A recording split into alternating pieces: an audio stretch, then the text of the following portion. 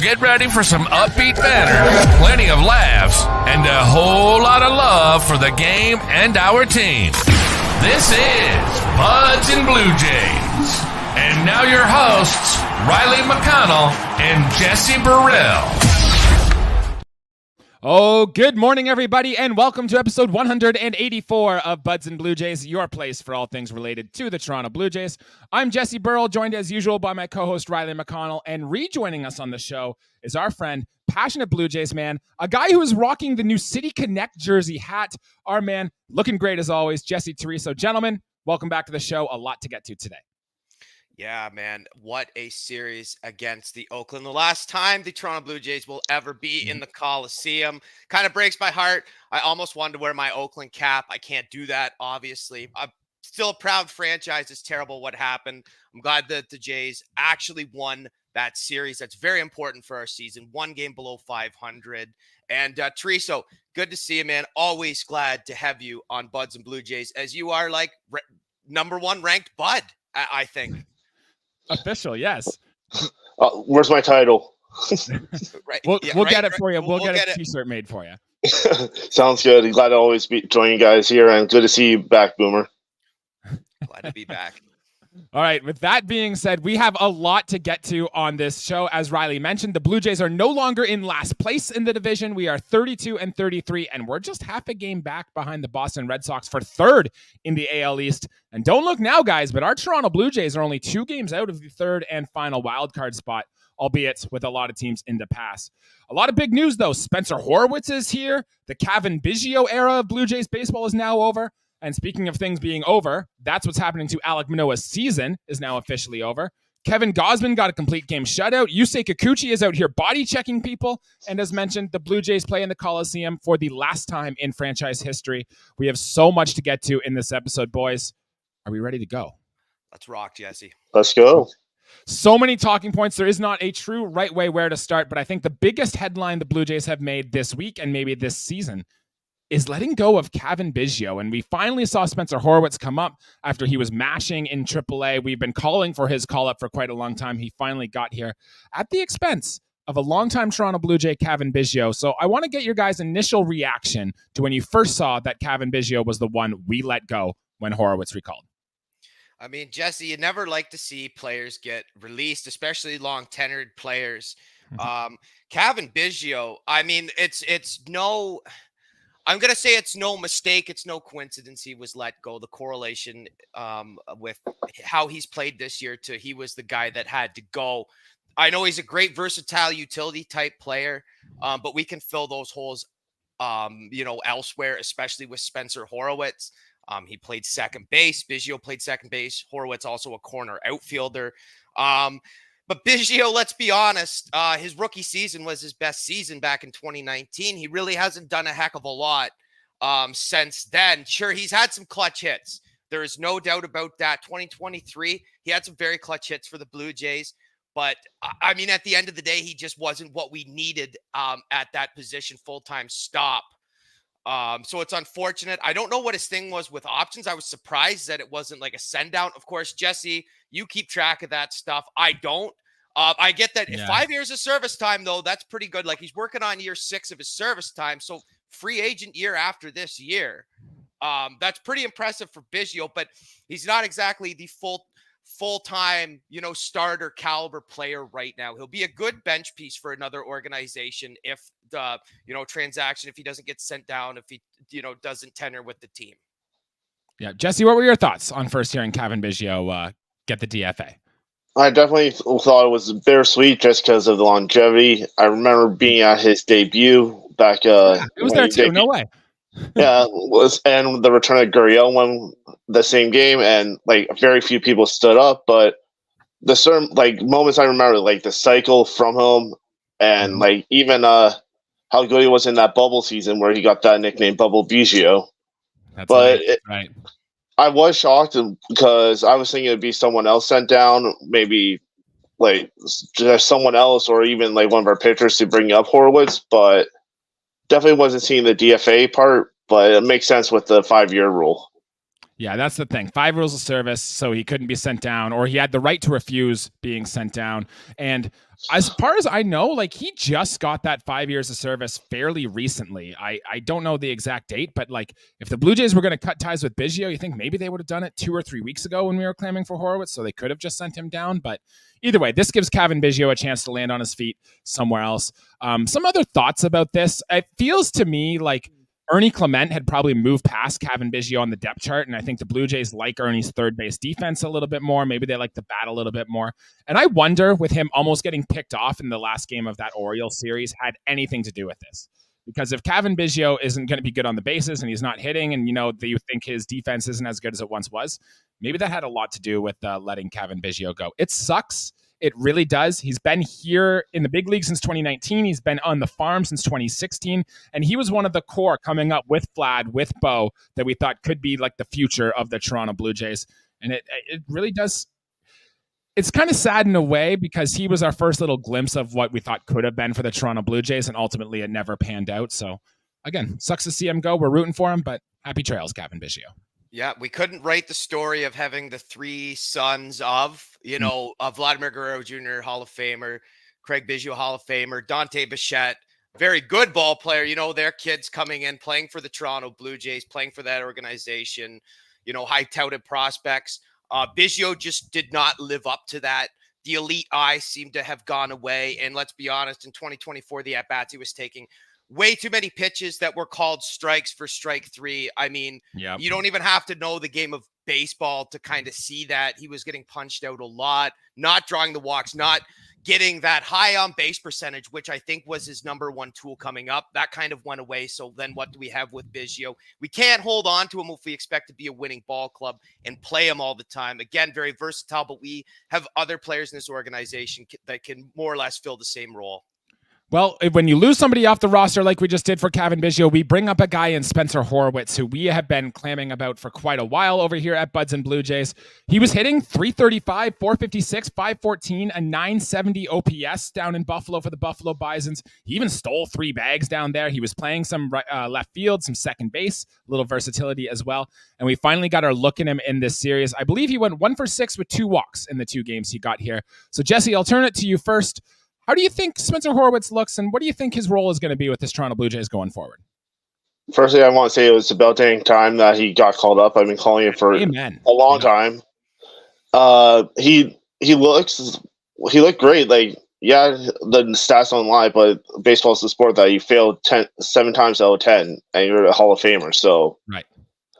Like, I'll take that. Like, him getting on base with walks and just even some of his defensive plays in second where he's only played a few weeks at. Mm-hmm. He definitely looks like he's here to stay, and he'll definitely have a big part of this roster moving forward. Yeah, John Schneider even mentioned post-game or pre-game, maybe it was, that he said the plan is actually to play Spencer Horwitz fairly regularly in this lineup. And to me, the wild thing is, as soon as he's here, he's immediately playing second base and he's hitting second in the batting order, which screams to me like there is a sense of urgency to get Spencer Horwitz production, which you don't really see that too often. A guy who you didn't think was good enough to be a big leaguer a week ago is now all of a sudden your number 2 hitter is wild to me. But Riley, I'll turn it to you. Let's get your thoughts on first what you saw from Spencer Horwitz and what you expect from him going forward. Well, having a guy who played 15 big league games in 2023, that screams desperation, urgency when you put him in his non-natural position and bat him second in the lineup. I saw that. I thought it was crazy, but at the same time, I'm like, okay, this guy's hitting this in AAA.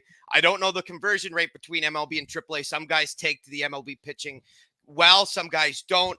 I mean, he did draw 341 on base percentage in 39 at-bats last year.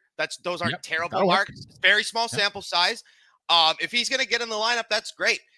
Predominantly, there are right-handed pitchers in the game of baseball. So Horwitz is a left-handed batter. I'm surely not one that gets hung up on the matchups too much, but you would have to think with some of the guys that are struggling in the lineup at times, Spencer Horwitz can bat in the lineup. I'm not talking about second every day, but he's definitely a guy you could have 7th in your order, or especially in a pinch hit situation late in games. He's definitely a guy you can call on. I want to just disregard any defense, kind of like not quite like Vladimir Guerrero and Justin Turner at the corners. Like, even if Spencer Horwitz isn't your best defender, I don't care. We need runs. We need runs in a big way. That's gonna win us ball games more often than not. We'll leave that to the Varsho's and Kiermaier to the team to handle the elite defensive stuff. But I'm glad Horwitz is here. Long overdue, and I hope he capitalizes and produces for this team because we desperately need it. It's amazing how the Blue Jays went from we're going to be optimized defensively, play all our best defenders at all these positions, to now, you know what, Spencer Horwitz, you played second base for 3 weeks. Come on up, be our second baseman. It's wild. But gentlemen, 10 minutes in, we have a lot more to get to. And let's get to this one here. And that's Alek Manoah, officially done. Season over for Alek Manoah. He's having surgery 1 week from today on his UCL. The Blue Jays are still deciding whether or not it's going to be full-on Tommy John or the eternal brace surgery. Either way, recovery is going to be at minimum 1 full year, 12 months to upwards of 18 months, which means we're not seeing Alek Manoah probably until the All-Star break next year at the earliest, and he might even be done for all of next season as well. This is tough for Alek Manoah. We know the story very well. We're still kind of rooting for the guy, I think, right? And it's if this means anything, it means the Blue Jays are going to be searching desperately for more starting pitching, 1 at the trade deadline and 2 this offseason for sure. Gentlemen, I'll start with you, Jesse. Alek Manoah, done for the year. What's your reaction? It was a flash in the pants this year. Thanks for the few good games, especially that Tampa game. It sucks to see a young player go down, but maybe with this surgery, everything that was his issues will be fixed, as well as maybe he'll pull a Ryu where he comes back in the best shape of his life. Oh, well, it's possible. A big injury like this can either motivate you or set you back. It all depends on what your mindset is, right? If you're hungry and you can come back even better, then it'll be great. But, rehab and recovery, especially a long one like this, can do detriments to the mental health. Riley, what are your thoughts? Alek Manoah, done for the season. Totally different than Tereso's. Total opposite scale. I would have got rid of him. So this creates a couple of issues. What Manoah was for us right now, if he was still pitching, would be our 5th starter slash depth. It's about getting pitchers to throw innings. In high leverage situations, use high leverage arms. To start ball games, you want good starting pitching to prevent burning bullpen arms. Okay, that's kind of simple math with big league pitching and playing 162 games. Yes, Manoah started to come along great, but my faith in him, like a lot of other people's, was pretty tainted. And now all that does is leave a big gap in the lineup. I don't care if it was Manoah, Bowden, Francis. We needed someone to step up. And now that we saw, Bowden, Francis pitched in this series, but now we're without Manoah. We're without more pitchers on this ball club. And this screams for we need to go and get another starting pitcher. No one elite, could be a veteran, bad contract. I don't care. We need to fill those innings somehow. I get it. And Trevor Richards in his spot start there a while back, or, in short recency, he was fine. But we need 5 starting pitchers to go and give us those 5 innings that should be required. And Manoah, he could have gone out there his next start and gone 2 2/3 and gave up 6 earned runs and walked 4. Who knows? Yeah, because that's would surprise nobody. That's the confidence I have him in this point. If it were up to me, he would have been gone November 2023, and that would have been. I know his value would have gone down by that point, but now what is he? He's going to come back from this surgery, and we have no idea what we're going to get. It's very optimistic to think that he'll return to his 3rd place Cy Young voting self. No, I think that I feel like we'll still be dealing with a handful. There'll be a lot of ups and downs, and I don't mean just in his stats. I mean like AAA to the MLB type stuff. It's scary to think about because we put so much into this guy, invested so much. I'm taking those investments out now. I don't expect much from Alek Manoah going forward. I don't expect to talk about him much other than updates on his injuries, because I just don't see him being a quality big league arm from this point on. And I want to point out, too, Alek Manoah, 26 years old. By the time he's back in our rotation, if that even is the case, he's going to be 27, 28 years old. He's not a young chicken anymore, will Alek Manoah be? So that's kind of worth monitoring or thinking about, at least, if you're the Toronto Blue Jays. Jesse, any last thoughts on Manoah? We have a lot more to get to if we want to move on to something else. Well, we can move on there. Okay. Guys, I have some really exciting news, which, aside from all the off-field stuff and winning the series against Oakland, what might be the biggest thing that happened this series. Are you ready? Let's see it. We have a horn here because the Blue Jays finally scored a run in the 1st inning. It happened. In game 1, we didn't. The streak hit 29 games, but in game 2 of this series, the Blue Jays broke the curse, if you will, and were able to score a first inning run, which is now an American League record, by the way, of 29 games, but we avoided the same fate as the Boston Bees. I want to give Luis Medina a huge shout out, who I guess is a big Boston Bees fan and wanted that record to hold for that team. The wildest part about this is that the Blue Jays can't even score a first inning run in a right way. They did it by getting 3 walks and a Danny Jansen sac fly. So it's like how weird the Blue Jays offense has been this season. The fact that they finally break the curse without getting a hit in the first inning seems wild to me. If anything, this just means we can stop talking about this streak now. It's over. We can put it on the back burner. But do you guys want to have a quick celebration for the Blue Jays finally scoring a run in the first inning? Hooray. Excited. Let's score That's those it. runs. There we go. We need to celebrate. I mean, like, hey, I get that. You came on here last time and said that we have the most second inning runs. However, as long as we're getting our runs in for 9 innings, that's great. But it is nice to start off the game with a couple of runs on the board. And now the streak starts again. And the streak starts again after that the third game of this series because they didn't score in the first. So here we go. Let's see if we can get a run off the Brewers today, off Colin Ray tonight, and let's not have to talk about this ever again. All right, guys, it's very weird. We get into a series recap episode, and we haven't even talked a game about the series yet, but 16 minutes into the episode, let's get into that. The Blue Jays did take 2 out of 3 against the Oakland A's, including a stellar performance from Kevin Gausman in game 2 of this series, which, guys, not only did he throw the 5-hit, 9 innings, 10 strikeout game, we got to mark a score off our bingo card here, and I don't have it up on screen, but if you go to our social media pages, you'll be able to see it. We got another one, a Blue Jays complete game shutout. Cross it off the list. In fact, we are now just an Alejandro Kirk triple away, and it was something else. I'd have to go back and look at the card, but we're just 2 things away, including an Alejandro Kirk triple from getting a bingo and giving away a Blue Jays jersey. So follow along on that, and we can take there. But guys, truly, Jesse, we'll start with you. A true masterclass performance from Kevin Gausman here in this series. Do you have a quick thought on the Blue Jays' first complete game shutout of the season? Thankfully, it was against Oakland. No offense, Riley, but thankfully their hairs aren't the elite, like other than Brett Rooker. So I'm glad to see that he was able to dominate a team he should dominate and actually kind of look like the normal Kevin Gausman, not like what we've been seeing most of the year. Right. And Riley? I was really worried Schneider was going to pull him. Pearson just kind of, tossing a little bit. And I out loud, I was saying, you sit down. Gauze is pitching the 9th. Like we have more than a 4-run lead. He's throwing the 9th. Like, we are not in jeopardy to lose this ball game right now. You finished that game. He pitched it. That was great. I couldn't believe that was his first ever complete game shutout in his career. That's wild. Congratulations, Kevin Gausman. You are coming along fine this year. For me being worried at the start of the year, that is going to build some confidence for him, for fans, because, wow, look out. I mean, Kevin Gausman is still in elite arm. Double-digit strikeouts, 10. I mean, just over a strikeout per inning. Doesn't matter. You let the defense work behind you. Oakland's a big ballpark. We showed up. He showed up in that game, and he deserved that complete game.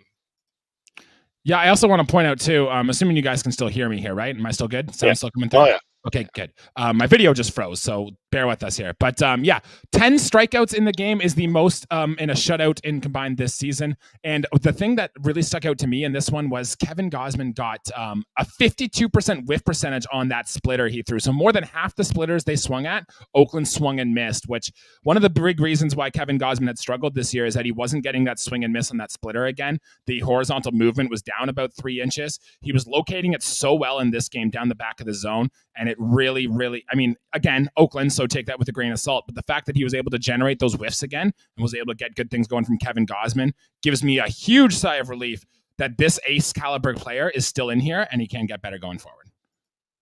Yeah, I mean, we definitely needed that performance just to, it's not every day a guy throws a complete game. It's not every month a Blue Jays pitcher throws a complete game, and it seems like it might even be a yearly thing. So for guys to go out there and do that, doesn't matter who it's against. That's a big vote of confidence towards him in the rest of this season because, Jesse, with, Manoah going down and the other injuries to pitchers we've had and who's been cold and things like that, I think it's very important that he did do this. Kind of sets the stage heading in to another, facing all these teams. Now we play another National League team. You can't even call it interleague play. And I don't think the Brewers have a ton to offer. Doesn't matter. Carry that momentum. In terms of our starting pitching too, like while we're on the topic here, we got to give Chris Bassitt a shout out for what he did in game 1 of this series. 8 innings pitched, 4 hits, 1 earned run, 2 walks, 7 Ks. Unfortunately, got saddled with his first no decision of the season. We can talk about the Chad Green in the bullpen a little later here, but back-to-back starts now for the Blue Jays, going 8 innings pitched if you count him and Gausman's. His ERA on the season is down to 3.80, which 1 month ago at this time, Chris Bassitt's ERA was over 5. So the fact that it's gone down, really nice. He's now thrown 100-plus pitches in 5 of his last 6 starts. And I even like how he did grab some dirt from the Oakland Coliseum on his way out, because we know Chris Bassitt spent a good chunk of his time out in Oakland. So he likes that mound there and has good stuff. And just a quick shout out to you, Mr. Chris Bassitt. There was a graphic that came on the TV that he has the lowest career ERA over a certain amount of starts. It might have been close to 60 in the Coliseum, which is absolutely bonkers. Wow. I just saw that. Thank you, Sportsnet, for all your cool stuff you show on the TV. But it's amazing that Bassitt got that start and did what he did. Yeah, the no decision is whatever.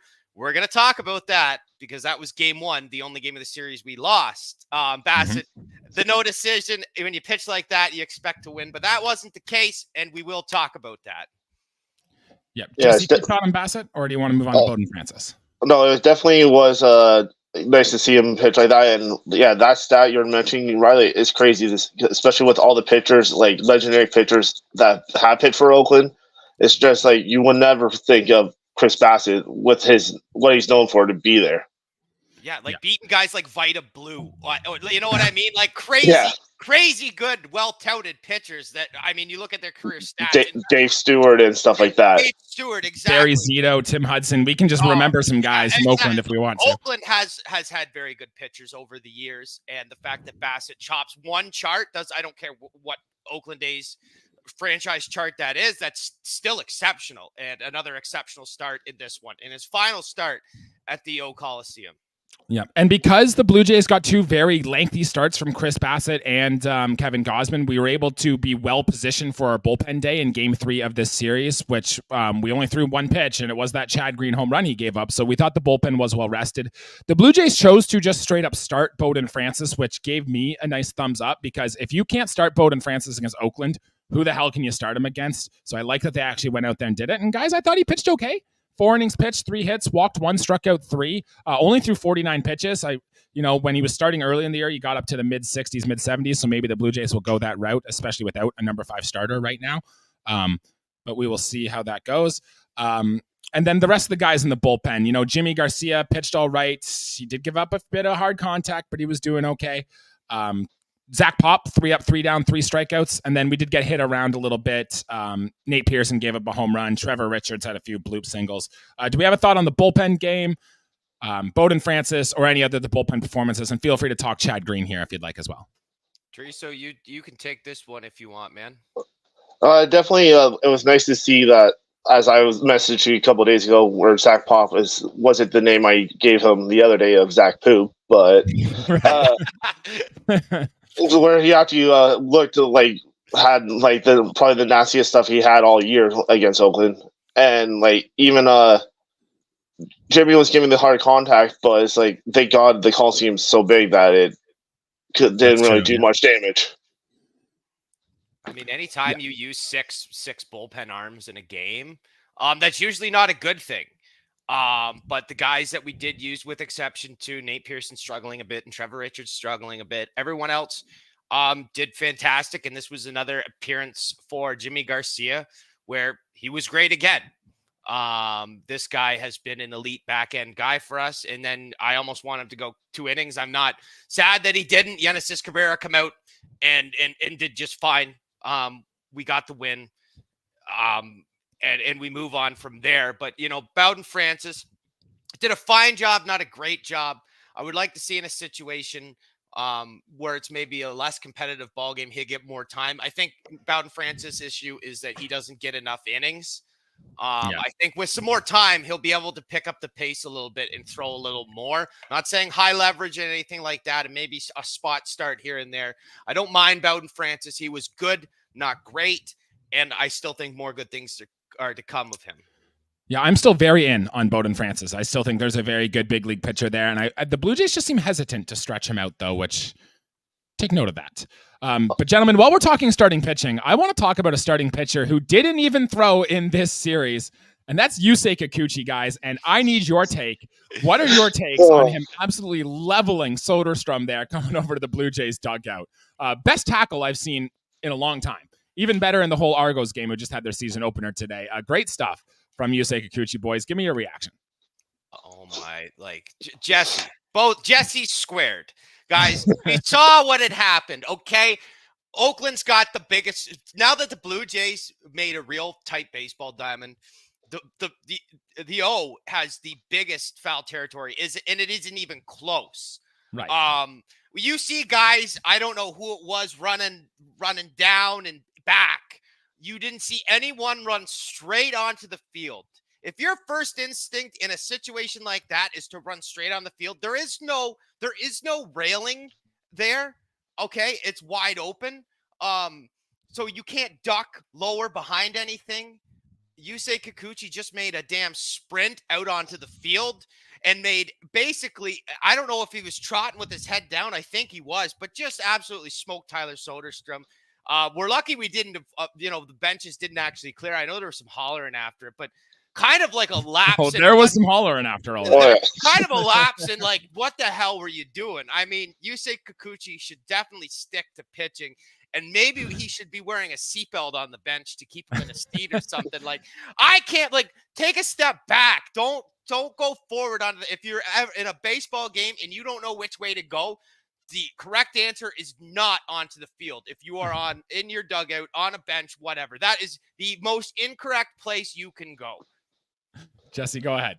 Oh, I still say the Argos need to start him to play linebacker after that hit. Honestly, but I think looked great.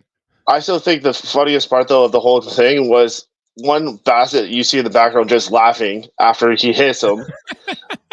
But the other part was that fan who was chirping his own Oakland A's player after all that and just called. And I was like, I think that was more the highlight here, their fans. And that's hard to play staff for the A's when your fan is the highlight of a play like that too.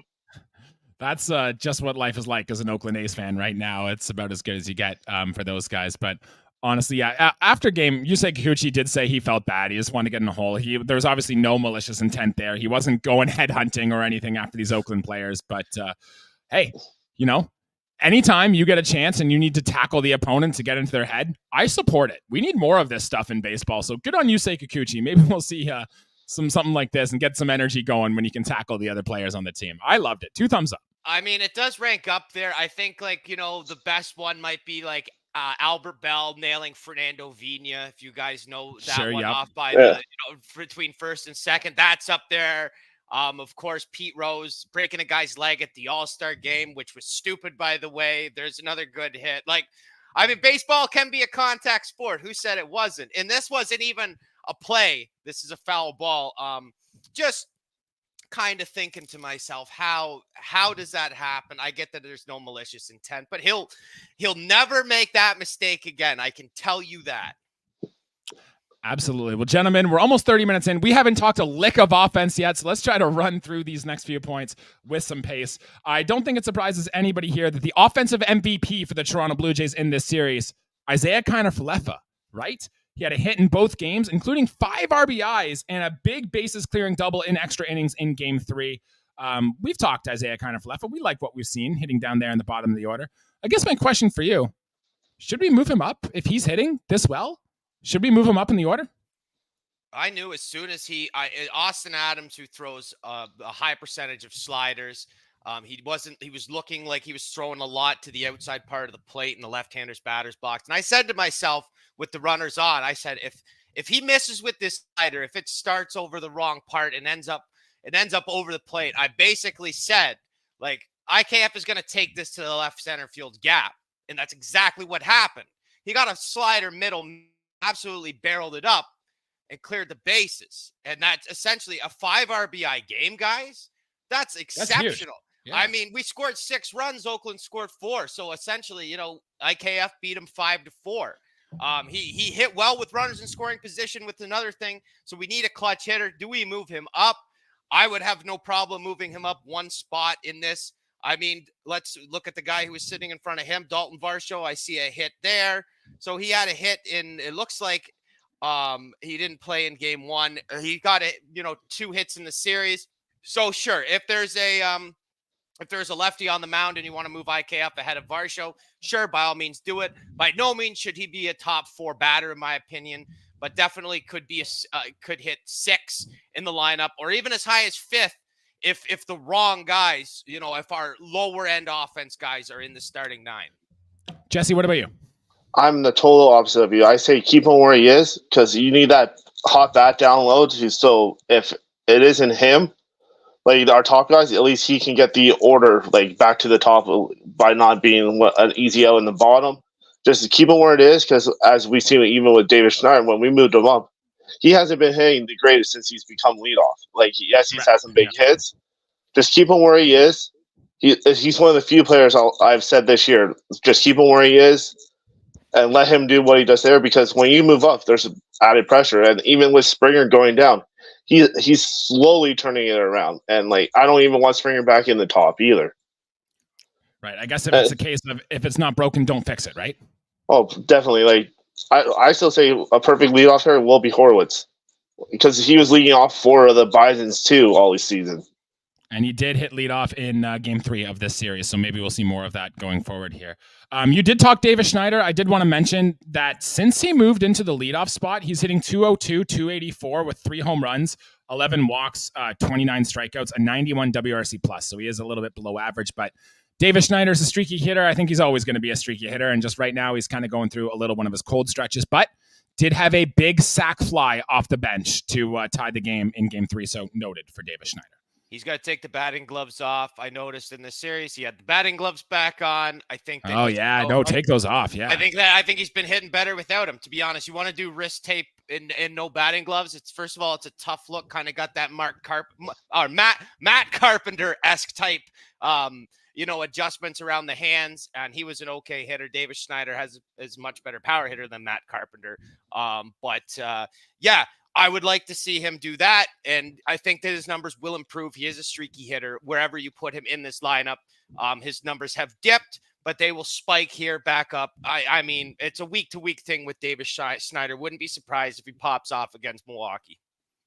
I'd agree very much. Some other notable hitter performances, at least that caught my eye, and if you guys had any, feel free to jump on in and let me know what you thought. Bo Bichette actually had 2 multi-hit games in both game 1 and game 2 of this series, including a double in there. I thought even coming towards the end of the O series, he started to look like he was turning around again. I don't know, maybe we're grasping at straws for Bo Bichette, but he got some results in the series, so I did want to point that out. Kevin Kiermaier hit a home run in this series, his second, and it was a pretty good shot. Lefty on lefty, I believe, for Kevin Kiermaier. He also, in game 1 of this series against Hogan Harris, he hit a single left side, and he tried to make the play, tried to go up and take second base. He got thrown out a second. It was the Blue Jays' first hit of the game. I thought maybe he was trying to press a little, get things a little going. Notable for Kevin Kiermaier. And I wanted to throw some love to some positives that the Blue Jays did on the base pass. One, George Springer stole another bag this series. He's now perfect 8 for 8 on the season for George Springer, so I wanted to throw that some loves. And Dalton Varsho had what might have been the most underrated or least talked about stolen base of the series in game 3. He led off the inning with a single. Isiah Kiner Falefa bunted him over to second, which I hate that, but he did it. And then he went through and he stole third base and was safe and was able to score on the Davis Schneider sac fly to tie the game. That stolen bag for Dalton Varsho to steal third might have been the biggest play, aside from Isiah Kiner Falef's base clearing double in extra innings, that got the Blue Jays the win. So I want to throw some love to Dalton Varsho there. Kiermaier, Varsho, Bo Bichette, any of you guys have a thought on any of those? So what I'm hearing from you is risky base running. You split it down the middle. Kiermaier, I mean, hey, he's got wheels, but in a situation like that, where if he's safe, it looks genius. But with our first hit of the game, it just can't happen. And then a stolen base at third. You do not see this anymore unless a guy is an elite base stealer. Corbin Carroll, I'm sure. Bobby Witt Jr., same kind of guy who's going to steal third base if he gets a good jump on the right pitcher and the right guy behind the plate. Dalton Varsho, no means an elite base runner, an elite base stealer, but he saw an opportunity and he took it, and it paid off, man. I mean, that's great for Dalton Varsho, but you split it down the middle. Kiermaier mistake, Varsho excelling, and then George perfect for stolen bases. Base running's been a funny thing with the Toronto Blue Jays. And again, we can keep it simple and say this. We can steal on more attempts. It looks like we can steal, but when it comes down to pushing those extra bases when the ball is in play, we seem to really struggle with that concept of the game. Yeah. Jesse, quick thought on any of those or any other hitters that caught your attention? Definitely. For me, I mean, opposite of you, Jesse, I love the small ball because small ball can win games. And I'd argue that the Blue Jays can't play smaller ball than they've been playing all year with their lack of power. But go on. It's true, but if you can't hit them out, you got to get them around somehow. And that's right. Yeah. A bunt, a bloop, and a blast. It could always start. It's the saying. So we can even a single will be a blast for the Jays nowadays. But the small ball and the aggression, I love it. Just you got to do the dirty work to win. Well, and the Blue Jays were able to do it against Oakland. Let's see how things go against the Milwaukee Brewers coming up. I can't even really remember the last time we went to Milwaukee, but I know what's happened. I know Jose Bautista hit a big home run in Milwaukee one time. So they were in the AL. They were in the AL at one point, so we definitely played a lot against them at one point. That makes sense. Yeah. But just other hitters, I'm just going to read their stats line. George Springer, 1 for 8 in the series. Justin Turner, 2 for 9, 2 walks and a double. Vlad went 3 for 13 this series with a walk. Danny Jansen, 2 of 10. Both Kirk and Vogelbach went 0 for 3, and Ernie Clement, 1 of 6. Anything on any of those players? We won the series. Yeah. Offense came from somewhere. That's all that matters. You hope the other guys get it on track and pick it up, especially a guy like Vladdy. Vogelbach, don't know what his deal is, to be honest. If he didn't have that one good series, I feel like he was the guy that was DFA'd. Yeah, honestly, and it might keep going as I think we... Oh, we're good. Okay, we're good. Well, keep them going. We're just playing musical chairs here. We are, yeah. A little throw up for the people who are watching on YouTube. What's in that? Jeez, Teresa, what's in this spot? Jesus, man, clean that up. I got for those of you on the listening Sorry. side, Riley and Jesse just swap places, so so you can stay on that there. All right, guys, Life fun game, on and we top, baby. Life on top. Use your imagination. That's right. Yeah. All right, I got a little fun game here, and we can just rapid fire through this. It's called Do These Stats Matter? And I've got 3 stats here that I just want to throw out at you. The first one, this comes from Ben Nicholson Smith on Twitter, is that the Blue Jays have seen the highest percentage of fastballs in Major League Baseball this year. Just shy of 60% of the pitches they faced are fastballs. And the Blue Jays have the lowest slugging percentage against fastballs at 375, including going 0 for 10 against Hogan Harris in Game 1 on his fastball. Guys, does that stat matter? Yeah, pitchers are doing their homework, and we need to be better against the fastball. That's pretty simple baseball math for me right there. Okay, great. Jesse? You can't hit the good old number 1, then what are you doing? Yeah, amen, honestly. You think that's something your hitting strategist or your hitting coordinator should be able to teach into your team, but we've talked a lot about that on other episodes. We'll put it in the back burner for this one here. My next stat, does this stat matter? And guys, I'm going to go down to the farm at this one, and I'm just going to read you what Eric Swanson has done for AAA Buffalo. And I want you to attend it as Riley groans over there. And you're going to groan once I say this. Eric Swanson pitching for the Buffalo Bisons, 5 2/3 innings pitch, a 9.53 ERA, and a 2.471 WHIP. Does this matter? Of course it matters. He can't go back to the major league team until he gets this figured out, unfortunately. I like Eric Swanson. I hope he can come back and be an effective arm, but we can't have him pitch in these games for us if he's going to struggle in AAA. He needs to still work on his craft and figure it out before coming back up. Oh, I definitely agree. Like he needs to figure it out. Could it be still because of that forearm injury he had earlier in the spring training? Could that be flaring up and leading to something else? Especially you throwing a splitter, your forearm is key. So, could it be an injury related that he's not like really taken care of and just wants to bow through it because he's a good old country boy? Who knows? It could be.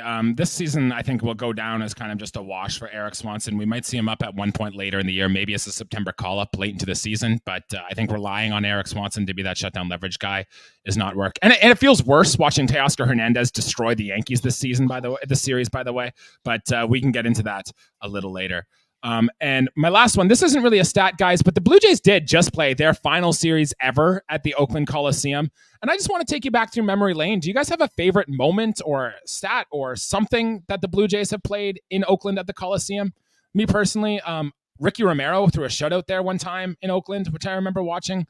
Blue Jays have had a couple big extra inning games, and we can't forget Roberto Alomar. That's the one. That's what I. If you didn't say that, I was all over it.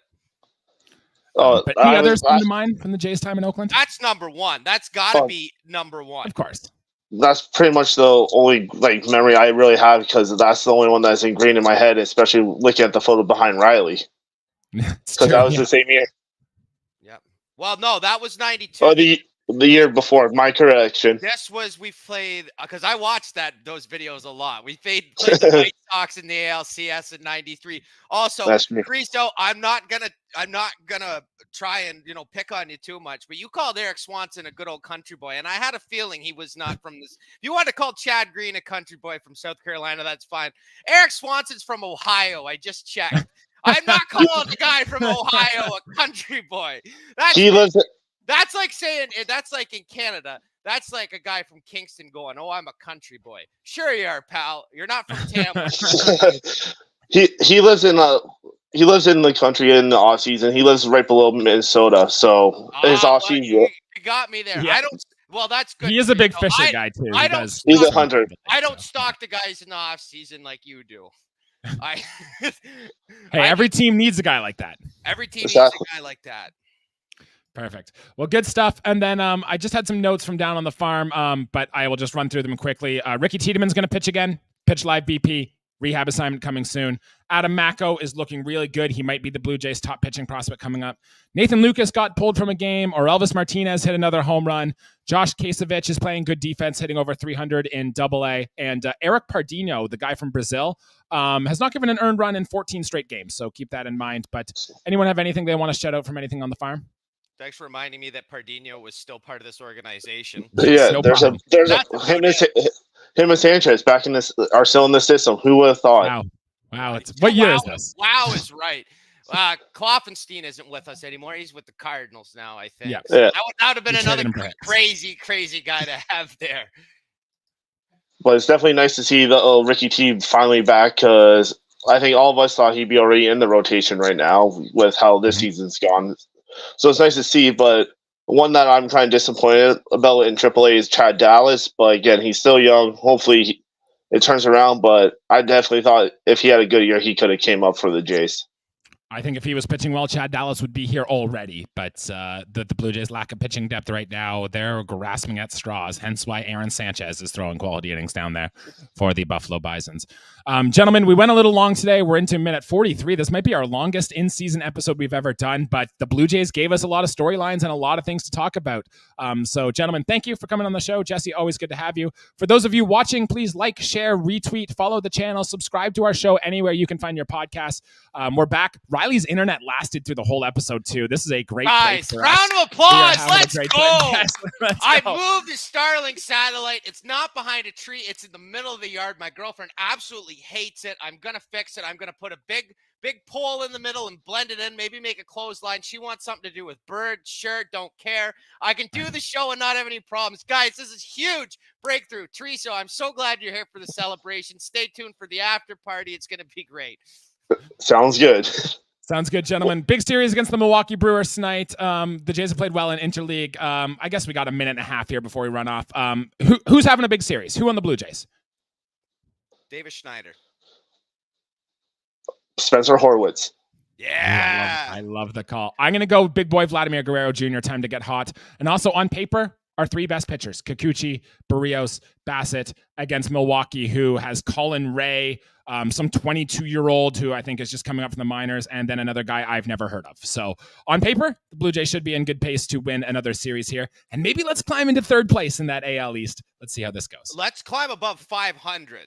Let's Yes. do that. That's spectacular. We will have something to celebrate. I mean, we're not even close to being out of the woods yet. But if we get out of this series 500, boys, that's fantastic. Big weight lifted off our chest. A lot of work to put in yet, but we can celebrate the small victories. I'm calling a game above 500, and if you guys know what I'm talking about, a sweep. I'll get the broom out already. Okay. All right, Jesse. If the Blue Jays sweep the Brewers, you heard it here first on Buds and Blue Jays. That'll be fantastic. All right, for Jesse Chorizo, for Riley McConnell, I'm Jesse Burrell. Thank you everybody for listening. We will see you later next week to recap the Brewers series. Until then, let's go Blue Jays. Thanks, guys. Let's go.